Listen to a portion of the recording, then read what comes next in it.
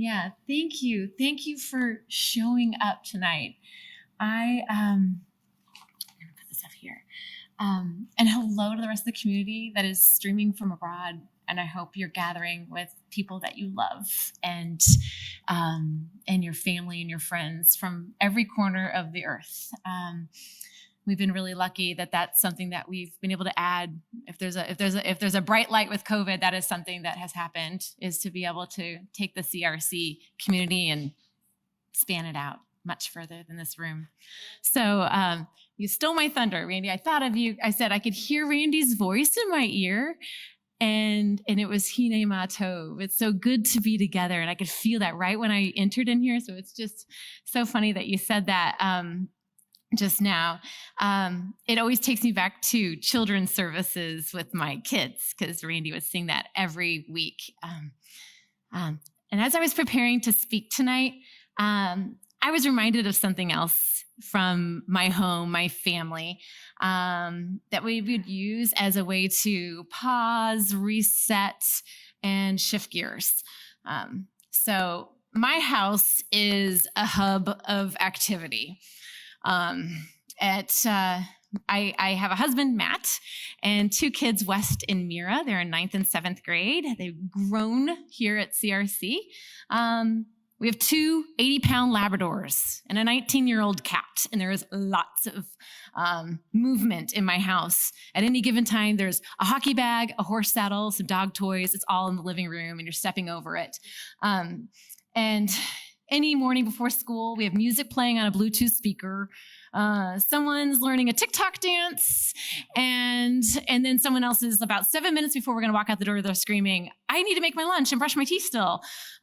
So it's easy to say and easy to notice that we're overscheduled, we're busier than we should be, which leads to plenty of tension and moments in our house when a pause is necessary. So years ago, my husband, Matt, bought this little device. You might know it well. It's those little front desk bells that you have at, the front desk of like a hotel. It goes ding when you hit it, and it said reset button on it. And so from a very young age, when someone was having a moment in our house, it could have been a young person or an older person having a moment and screaming. Usually their feelings were hurt. There's tears coming. We would use the reset button as a physical reminder that you need sometimes to just put a pause on some situation. It wasn't always greeted with open arms. Sometimes it was met with even more tears, and feeling pretty bad that someone was calling you out. But I tell you what, the reset button never failed. It was always there, a chance to pause and reset and redirect what you were feeling and what you were doing at that time. And sometimes it took 2 or 3 times of hitting the bell. And so, but eventually we would recognize that that's what our family needed whenever we, when we were kind of at each other, or just had too much commotion in the house. I love that in Hebrew, the word for the same concept of a reset button is teshuvah, which is especially purposeful this time of year. The new year is upon us, and the dates in the calendar are just sort of shoved in your face. And so whether or not you are ready for the proverbial reset button to be in front of your face, it is here. And I like to think that at this moment, the CRC community provides that reset button for each other.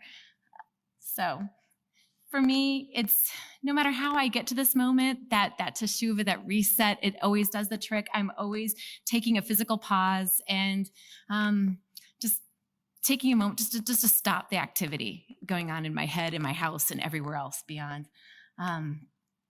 I'd say that sometimes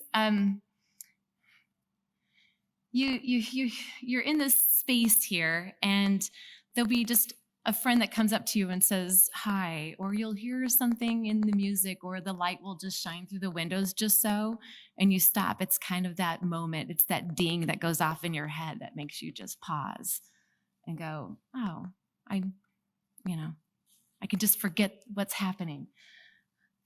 And I'd say that as an organization, over the last couple of years, we've hit the reset button a few times, sometimes intentionally, sometimes very purposefully.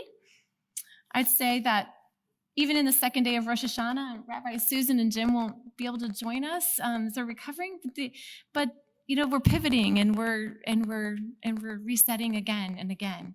And we're so lucky to have reset buttons that are placed all over our lives, whether we like it or not. And we're so lucky that CRC can be that reset button for each other in our wider community. So I want to thank you for showing up and for being there for one another, to be part of it. For me, because I consider this my giant reset. And you can see it whenever you're here in this space, you're out on the streets, you're fighting for a cause, you're calling a friend who's sick and delivering something.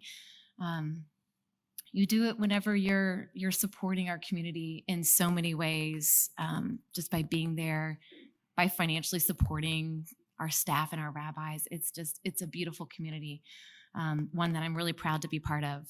So you're part of the community that provides this reset and the opportunity for teshuvah for other people. So I hope you realize your part in that.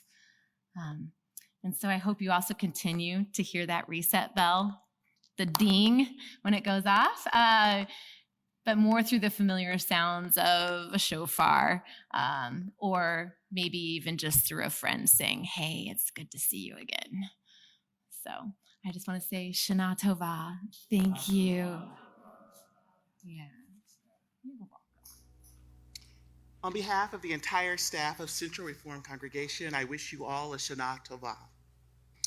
As Rosh Hashanah closed with the blowing of the shofar, I was reminded of other ageless traditions that began with a group of 30 courageous households in 1983, who sought to create a community in the heart of St. Louis to not only embrace Judaism, but to create and engage an inclusive, gender-neutral, and non-patriarchal community committed to social justice that actively participates in the healing of the world.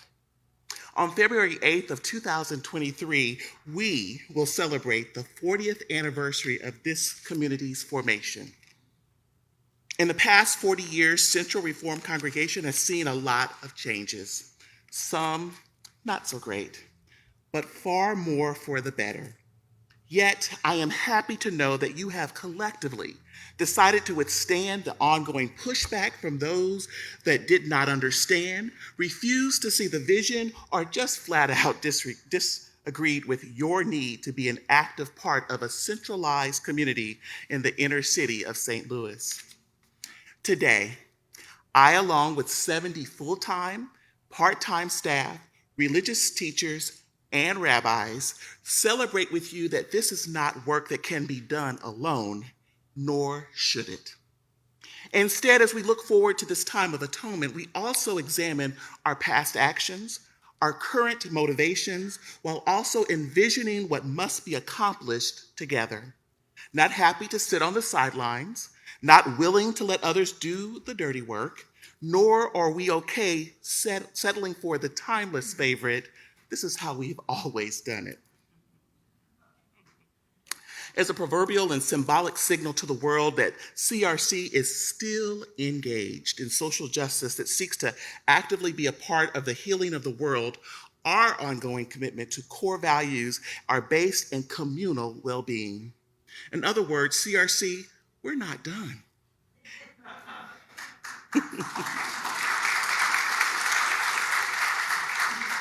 It is true we still have a lot of work to do, and the work will involve a more committed, dedicated, and engaged group of staffers, congregational members, community partners, and volunteers.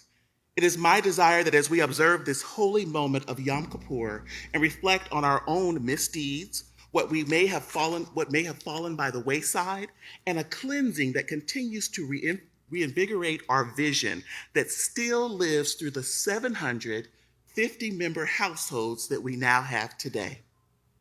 As I prepare to take my seat, It is truly my hope and my prayer that as the shofar blows again at the close of Yiskor and Nyla services, the names of Central Reformed Congregation's member households and the community we have created be inscribed in the book of life for good, because those courageous actions that began 40 years ago are still alive today.